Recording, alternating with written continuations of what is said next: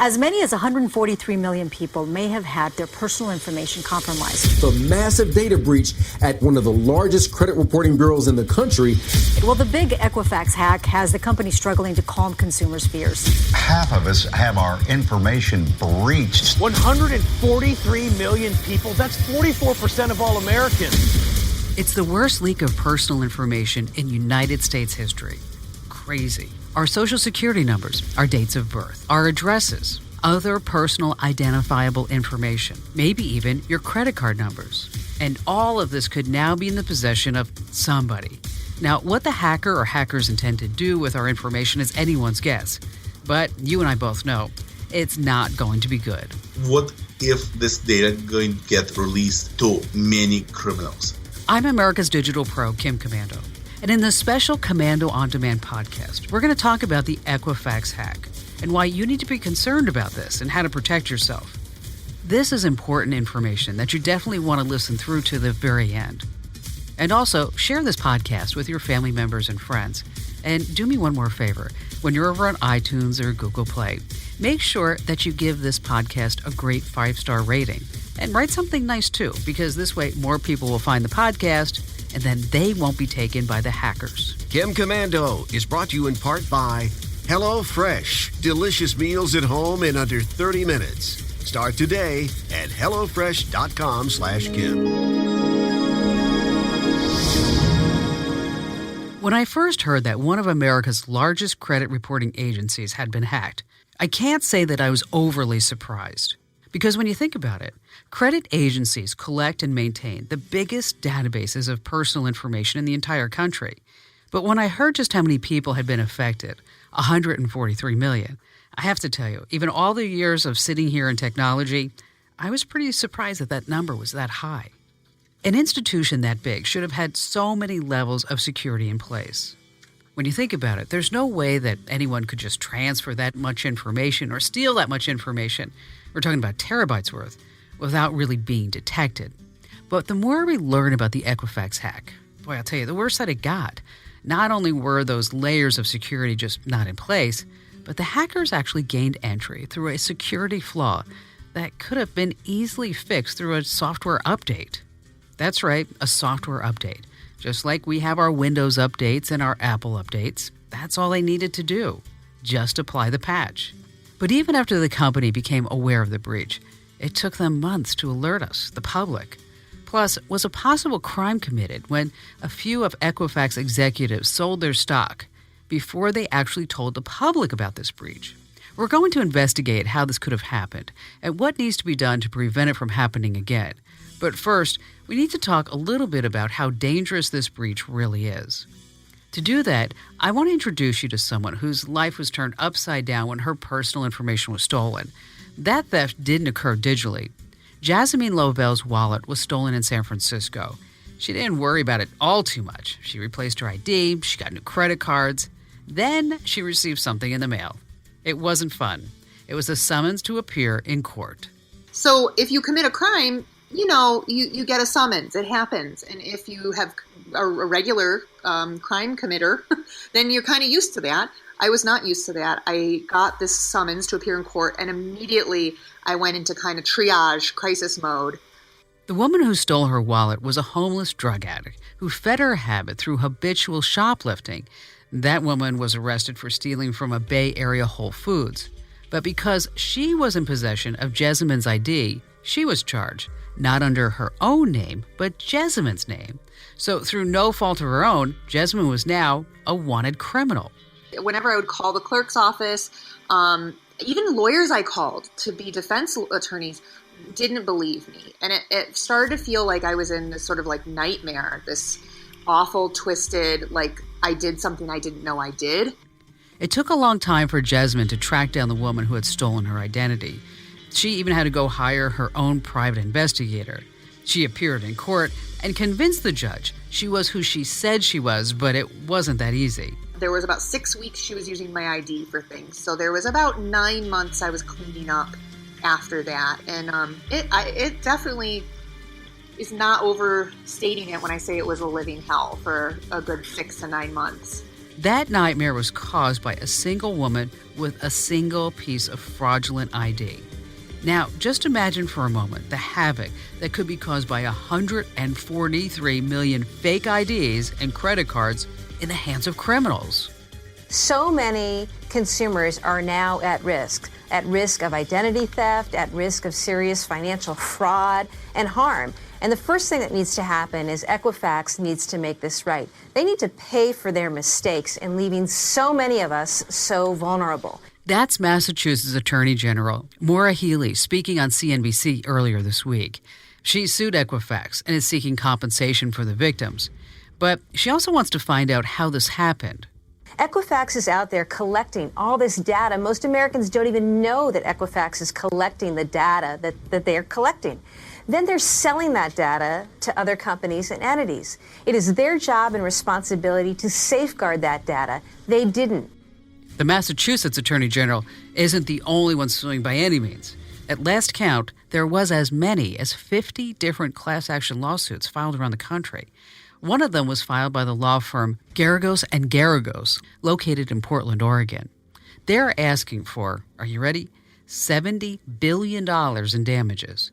It's the largest class action lawsuit in U.S. history. So in our class action, we estimated the damages to be $70 billion, with a B, while some people said, hey, that number just sounds incredibly high. When you really break it down, if you have 143 victims, you're talking about, $500 to $600 per person, and that's how you get that number, which is why I've said that number is fairly conservative. That's Ben Mizales, one of the lawyers working on the case. The problem is, as the Equifax stock drops and plummets, its market cap is well under $20 billion at this point, well under $17 billion at this point. And the question is, are they going to have enough assets to even pay the damages? And unfortunately, it's looking increasingly like they may not. But Ben, aren't these damages just hypothetical at this point? Has anyone actually truly been harmed by the Equifax breach? We have heard from people who say, I noticed about a month ago a bank account was opened, in the Midwest, and I live in California. Why did that happen? And I think, increasingly we're gonna be able to link a lot of these nefarious, duplicate accounts in various areas to this hack. So I'm not a math major, I'm just a computer geek. But if you're asking for $70 billion and the company is worth far less than that, wouldn't you say that Equifax is just doomed? And you may have hit the nail on the head there. Equifax is so recklessly post-breach, it's almost as if they think it may be easier just to torpedo their company, because I can't imagine who's advising them to do the various things they're doing. What Ben is referring to is Equifax's astonishing reaction to the breach. After taking months to alert consumers to the hack, they then created a website for people to find out if their information had been revealed. The company then offered free ID theft protection for those affected for 1 year. When you signed up for the protection, Equifax buried a provision deep, deep, deep in the fine print that waived your right to sue the company. And when the 1 year free protection ended, you would be automatically charged for more protection. Jeez. The company quickly changed that provision after they were so criticized big time in the media. And coming up, we're going to talk about how something this damaging could have really happened. Brought to you in part by our friends at DreamsTime, the world's largest stock photo and video community. The right image, anywhere, anytime. Download the most relevant and current images and videos today for only 20 cents each or for free. Visit dreamstime.com. That's DREAMSTIME.com today. As I mentioned earlier, a simple software update probably caused this massive breach. It really shows just how clueless Equifax was about how serious this hack was. But how did it happen in the first place? How could a company this big and this rich allow something so stupid like this to occur? It is one of the biggest private data repositories in the world. And what's the scary part about this is that most people don't choose to be inside that database. There is no way to opt out. There is no way to get yourself off the list. That's Alex Holden. He runs the IT firm Hold Security in Milwaukee. So we know that the Equifax breach occurred because of a security vulnerability in their web server, and that vulnerability had been identified, and a patch was issued months before Equifax was hacked. As a matter of fact, after Equifax was notified that there was a problem on the server, they had the patch within a week. All the company had to do was download and install the patch, but they didn't do it. But they made even bigger mistakes than that. We had clients who were afflicted with the same vulnerability, and they were also exploited. But their other secondary systems were able to pick up exploitation.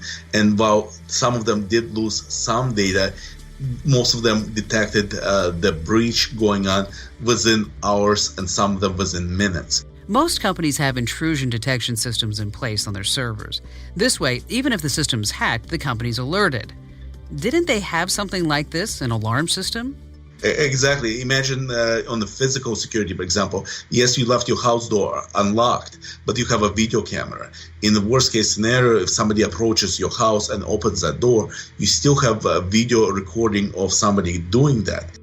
So not only did Equifax not install the security update on their server, they also didn't have a standard intrusion detection system. I have to tell you, here at the Kim Komando Show studios, we complain about our vice president of IT a lot. But there's one thing that Chris does. He's totally got us locked down. When you start talking about databases, you have things called a key field. I remember programming databases back when I was earning my college degree at Arizona State University. The key field is a unique identifier. Most often, in these type of databases, our key field is our social security number, because each person has a unique number. So think about it this way. You may share the same name with somebody else, but you both have different social security numbers. When you start looking at databases, typically you have one flat file database with all these other databases that are tied to it. But how did the hackers compile all of that information? That's my question. We don't know, but in my experience, again, it's unlikely for a company to clubber so much data into a single database. It's more likely that multiple systems within Equifax infrastructure got compromised by hackers. They definitely had ample time to do it. After Alex read about the Equifax hack, he and his entire team decided to do some research on their own. This is pretty crazy. They began to access Equifax websites all around the world. Using a simple Google search, they made their way into the Equifax Argentina website. A few clicks later, they made it to an administration page, a place that required a login and a password for Equifax employees. Normally from the administration page, you've got the keys to the kingdom. Almost as a joke, they entered admin as the username and admin again as the password. Do you think it worked? This was the only credentials that we actually tried, thinking that these people cannot be that lax in security. Unfortunately, we were wrong. By using admin as the username, admin as the password, Alex and his team were in this web server just as if they were Equifax employees. So once you got in, Alex, what exactly did you see? It looked like a record of about 14,000 different voicemails and cases open where people were filing their disputes or calling for some help. And there were automated responses that employees could issue to these individuals. Equifax got wind of this, and they quickly took down that website after Alex published his findings. But think about what a hacker could have done if they had found the website first. Admin as the username, admin as the password? Really? The hackers would have been able to send emails and make phone calls to consumers that were from Equifax. It would have been the most perfect phishing scam in history. This reveals the security culture at Equifax was horrible, not just here in the United States, but truly around the world. There's been a lot said in the news about Equifax's chief security officer. That's the person at the tippy top of the organization chart who is in charge of everything. Not for nothing, you think that this person would have a degree in, cybersecurity, engineering. Well, she has a degree in music composition. Alex, what worries you the most about this hack? What scares me the most is not a single group of hackers having access to so much data. What if this data going to get released to many criminals? Not a single type of exploitation, but from a myriad of malicious exploitations. Remember the story of Jessamine Lovell? Her life was thrown into chaos when a single criminal got a hold of one single piece of her ID. Now imagine what's in store for us with this Equifax hack. What defense is there against 143 million fake IDs, fake bank accounts, or fake credit cards? The answer is not a lot. Anything from identity theft, anything from tax fraud. This is what scares me the most about this breach. And what I find as a security professional very troubling is that there is no easy recourse for us as a society to fix this data leakage. Okay, it's not completely hopeless. There are ways to protect yourself. The first thing is to find out if you have been a victim of this hack. There's a link over at Komando.com that will help you do that. Now, if your information has been leaked, it's not going to be fun. You need to apply for a credit freeze. This will stop anyone from using your ID to apply for new credit. We have all the steps you need over at Komando.com. Do you have anything else you'd like to add before we leave, Jessamine? But I just continually check my bank account, like every day, like a total paranoid freak. I'm just looking at my bank account. And I have seen people have these sort of weird 99-cent charges. And that is someone testing if they can reach your account. I've actually had that happen to me. So, Ben Masalis, is there anything that can be done to prevent this from happening again? I think you really need a regulatory scheme that addresses this proactively, whether it's executives signing their name under penalty of perjury, that they're adopting all the appropriate patches in a timely manner, or even potentially having the government jump in, even in a receivership capacity and taking over these companies. One thing's for sure, the Equifax breach should change how Americans think about their private information. It's no guarantee, but it really needs to happen. If this thing keeps happening, the very concept of private information is quickly going to become a thing of the past. I've been talking about the Equifax breach on my national radio show and writing about it since it first happened. And I have some great ways for you to protect yourself and fortify your credit file. First, you need to register your Social Security number with the Social Security Administration. The agency is helping alert you when someone inquires about your Social Security number. Make sure you're on the right secure website, the one with the .gov at the end. Next, consider freezing your credit file with all 3 credit agencies. This prevents someone from using your file to open new accounts and apply for loans. Now, this isn't a foolproof fix, but it's certainly going to help. One of the things you should do is request a copy of your credit report. A lot of people don't know that they're entitled to a free copy from all 3 agencies once a year. Finally, be careful not to give out any personal information on the phone, especially if you didn't make the phone call. Hundreds of phone scams went directly into motion right after the breach. And also be careful of any phishing scams and Facebook scams. And you also have to be careful on Twitter. Equifax was accidentally directing people to a phishing site instead of their own Equifax site when people were on Twitter asking for help. How did that happen? Well, somebody made a typo in a hyperlink. But a good guy engineer out there, he saw that this was the wrong domain. He saw that it was up for grabs. He purchased it, and he reminded all of us that Equifax is really, really bad at security. Stay close to Komando.com for all the latest developments on the Equifax breach. And do me a huge favor, head over to iTunes or Google Play and give this podcast a great rating, because this way more people will be alerted about our podcast. Give it a listen, and they're going to learn a few things along the way, too. Kim Komando is brought to you in part by SimpliSafe. Thanks to SimpliSafe, protecting your family is simple. Get 10% off at simplysafekim.com. That's simplysafekim.com.